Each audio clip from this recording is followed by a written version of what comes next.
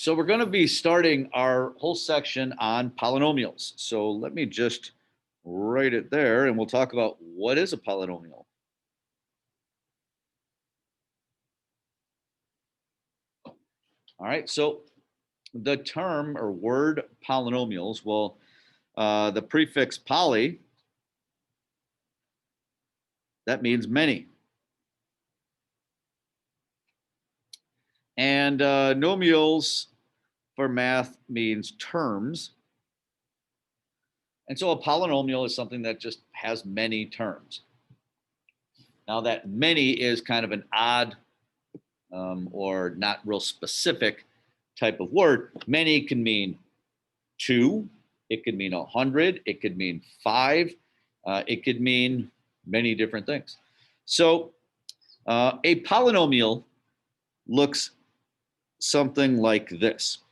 Let's say we had 4x squared minus 3x plus 1, okay? I'm going to start off with something that probably looks a little familiar to us, something like this. When we talk about polynomials, we can describe them a couple of different ways. By degree of polynomial, and another way is by the number of terms. So, for example, the degree is always the highest exponent. So this is a second degree polynomial, and it has 3 terms. So if it's second degree and has 3 terms, we could say this is a second degree trinomial. Okay, a second degree trinomial.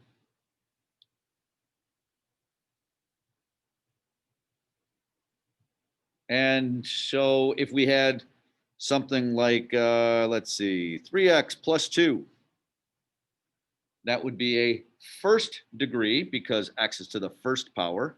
So that's a first degree. And there are 2 terms. That's called a binomial.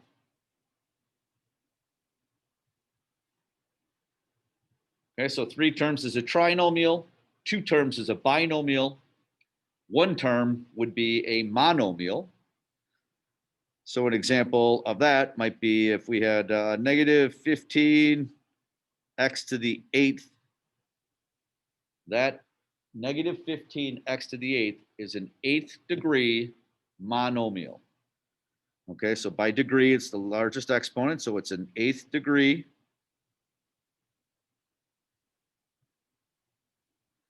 monomial. Okay, and looking at the prefixes, mono means 1, of course. Bi means 2. Tri means 3. Okay, so far so good. If it has more than 3, we just call it a polynomial. So if I had some crazy looking thing like, and I'm just making these numbers up here. So negative 6 x to the 5th minus 2 x to the 9th plus 3x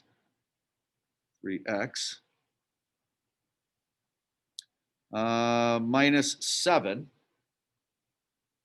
So I have negative 6x to the 5th minus 2x to the 9th plus 3x minus 7.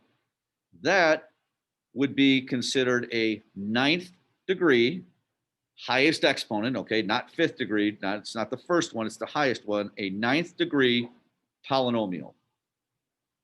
We just say poly because it has more than 3. So that's a 9th degree polynomial. For the exponent's always the highest, is that what you said? Always the highest, yes. So regardless of order. Now they are typically written in what's called descending order, meaning the highest usually comes first, but it's not always written that way. And so the degree is always the highest exponent.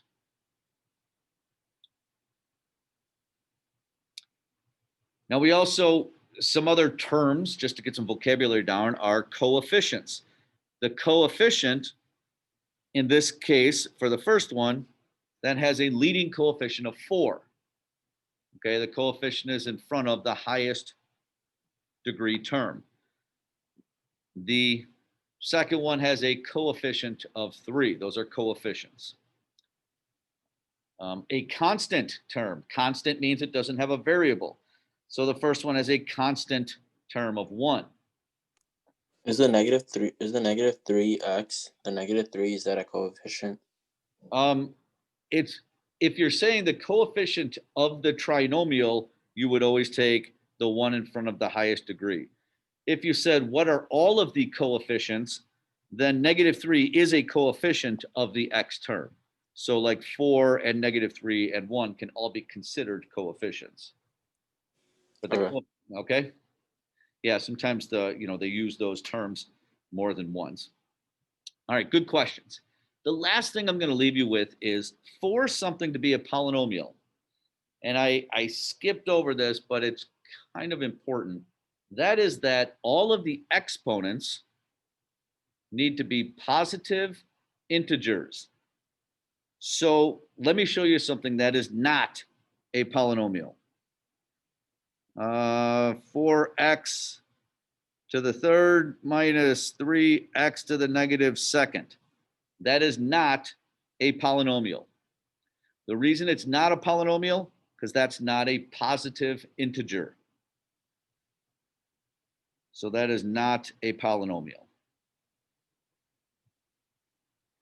If we had 7 to the x power plus 4x, that is not a polynomial because you can't have something to the x power. The powers have to be positive integers. So that is not a polynomial.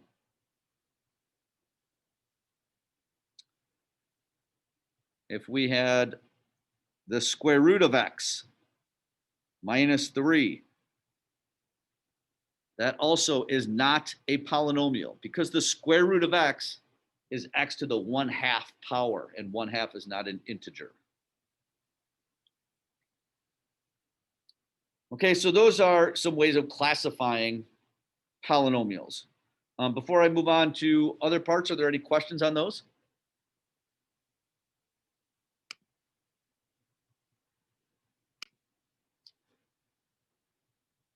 So we know how many terms they have, what the degree is, and things like that. But when we want to graph a polynomial, there are a few different things that we are concerned with, okay?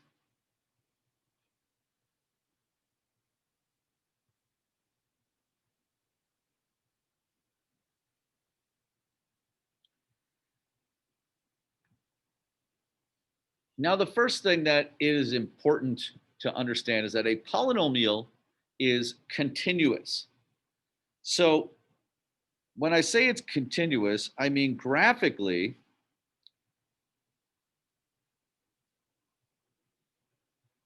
it can look crazy, but it doesn't have any discontinuities. So for example, that is continuous, and I'll show you one that is not. Something like, remember our piecewise functions.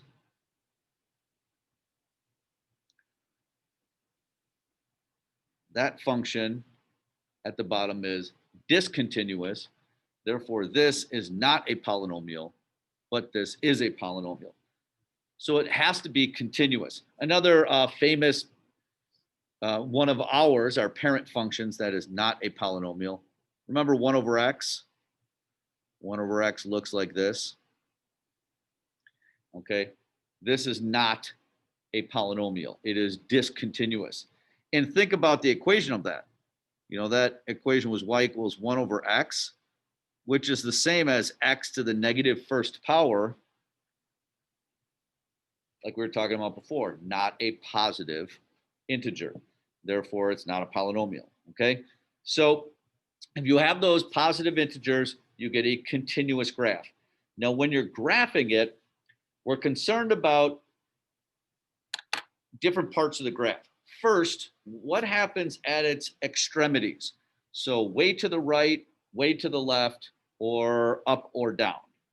And then the second part is what happens kind of close to the origin. I'm going to draw a box here.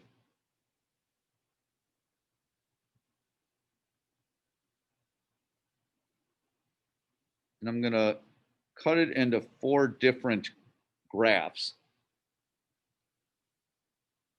And I'm going to try and help classify the graphs of them by the degree and by the coefficient.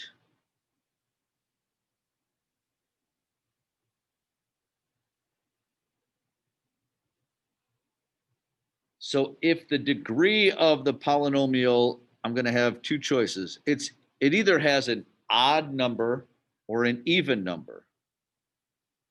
Like if it's x to the 7th, that's an odd degree. If it's x to the 10th, that's an even degree, okay?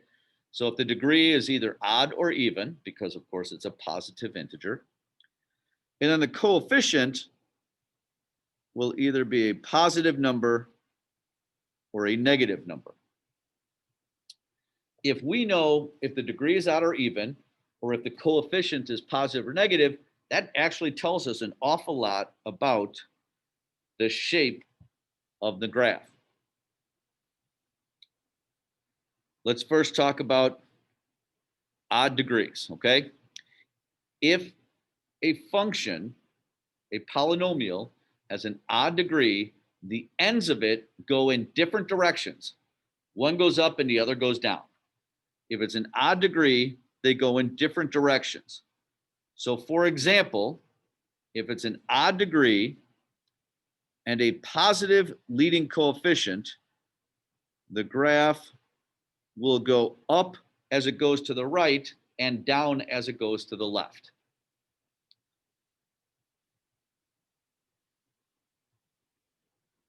Okay, the ends are going in opposite directions. One's going up, the other's going down.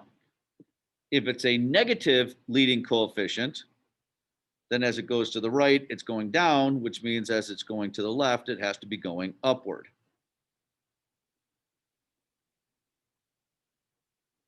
So odd degree, they are in different directions.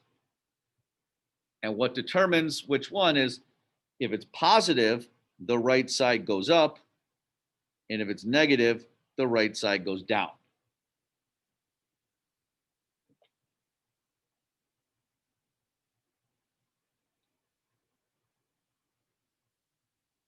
Now that's for an odd degree polynomial. If it's an even degree, then the ends go in the same direction. So if you have a positive coefficient and an even degree, they both go in the same direction. And they will both go upward because the positive means the right side is going up, and the even degree means they are going in the same direction. Therefore, they're both going up.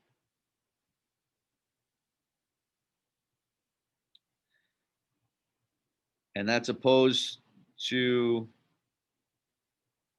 an even degree polynomial with a negative leading coefficient.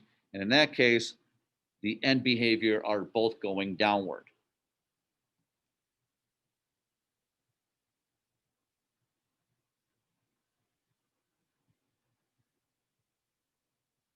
All right. Any questions on that chart yet?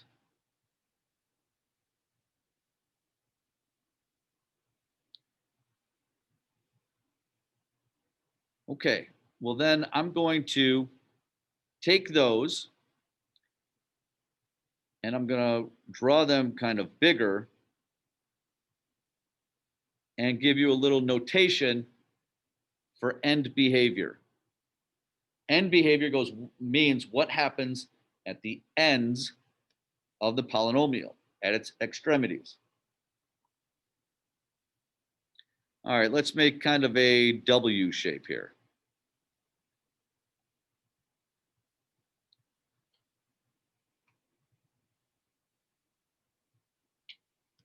I know 2 really important things about the graph, about the function right now. I know that the degree is an even number, and I know it's even because the ends are going in the same direction. And I also know that the leading coefficient is a positive number because as it goes to the right, the graph goes up. All right, now here's how we denote that. What we would say is, and I'm going to write this on the bottom right, as x goes to infinity, f of x goes to infinity. Okay, so we would speak that and say as x goes to infinity, f of x goes to infinity. All right, let me explain what that means. These are inputs. X's are inputs. So remember, the x-axis goes this way. So this, as x goes to infinity, means we're going that way or going to the right. So x's go left and right. F of x's, those are the output values or y values. Those are up and down. So as f of x goes up to positive infinity. So what that notation means, as x goes to infinity, f of x goes to infinity. That means as the graph goes to the right, the outputs go up. And that's going up and to the right.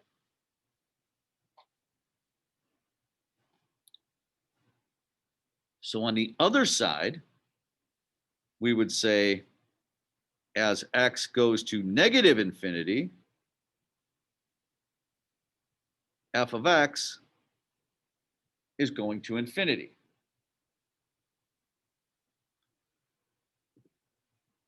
Because as x goes to negative infinity, that means left.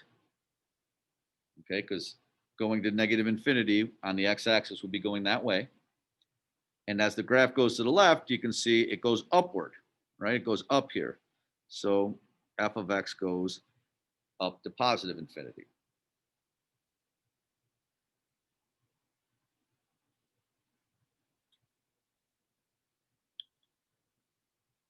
All right, let's do another one. I'm going to draw another graph below there.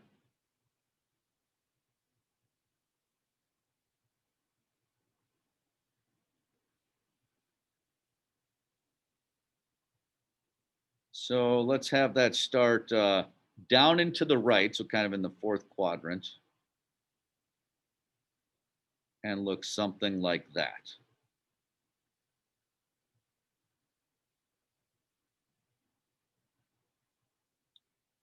I know something about this graph. I know in this case, the ends go in different directions. So it is an odd degree polynomial. Might be x to the fifth, might be x to the third, might be x to the seventh, but it cannot be x to the fourth. The degree has to be an odd number because the endpoints go in different directions. I also know that because the right side goes down, that the leading coefficient is negative. So in my notation, I could say as x goes to infinity, meaning that means going to the right, f of x is going to negative infinity because the graph is going down. As it goes to the right, the graph goes down.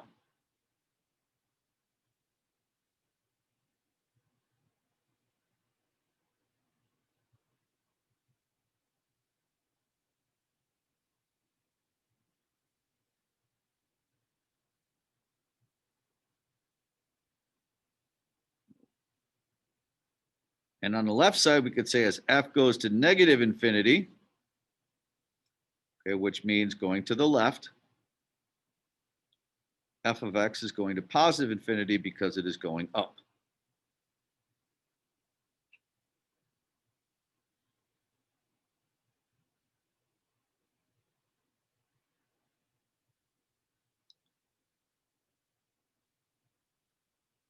All right, you still with me? Any questions?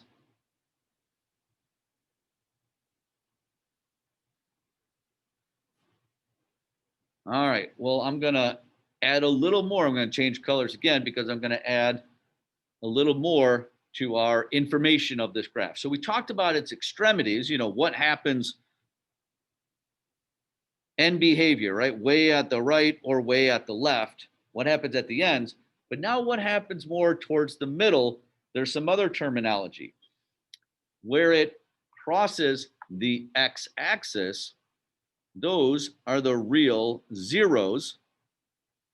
So like right here, change that color right there, that is a real zero. So this graph has one real zero.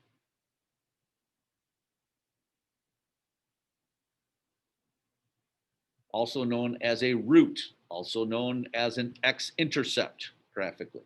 So those things, when we're talking graphically, are all kind of synonymous. So it has one real zero.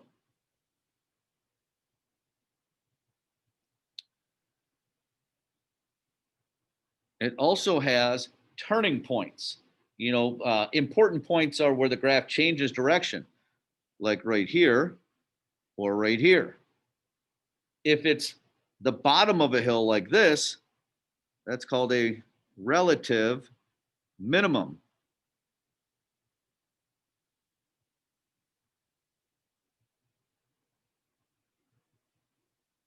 If it's the top of the hill, like here, that's called a relative maximum.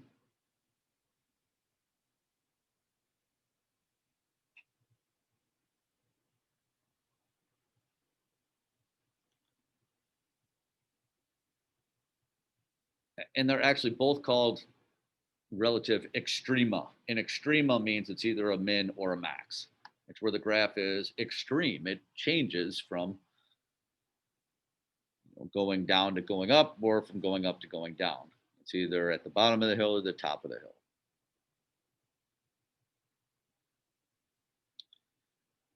All right, let's use that information for our, I'm working upward now again. For this graph, how many real zeros does it have? It has two real zeros.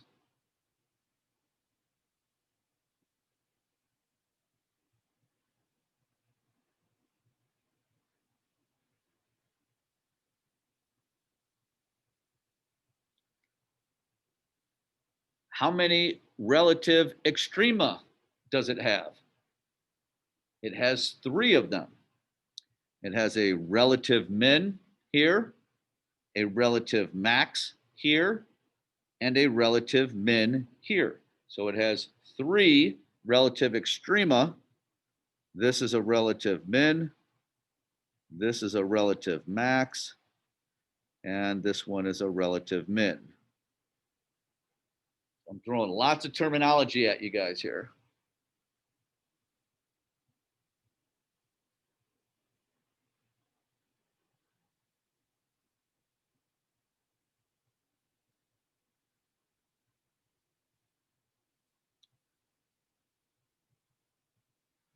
We had our charts here. We talked about what the graph of polynomials look like. So the very last thing I'm going to leave you with is, and this is kind of an easy one actually, finding the y-intercept. To find the y-intercept, just like in any other problem, you plug in a 0 for x. So for the first one, for this problem, it has a y-intercept at 0, 1. Because if I plug in a 0 for x, that becomes 0 because 4 times 0. That becomes 0 because negative 3 times 0. And I get 0 minus 0 plus 1, so I just get 1. So the y-intercept is 0, 1. For the second one, the y-intercept would be at, looks like 0, 2, right? If I plug in a 0 for x, I get a 2 for y.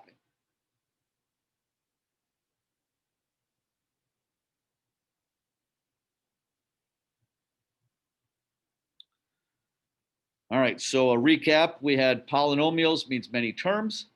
We can classify them by degree or how many terms it has. When we're graphing them, They are continuous. They don't have any gaps in the graph like a piecewise or one that has a vertical asymptote. The degree tells us if it's an odd degree, the endpoints go in different directions. If it's an even degree, the endpoints go in the same direction. And if the coefficient is positive, that means the right side goes up. And if the coefficient is negative, that means the right side goes down. And so then we had our notation as x goes to infinity, meaning going to the right. What happens to the outputs? In this case, they are going up or to positive infinity. And as x goes to negative infinity, meaning going to the left, f of x also goes to positive infinity because it's going upward. Our real zeros are the x-intercepts. Any top or bottom of the hill is either a relative min or a relative max, which are both relative extrema. All right, any questions, guys?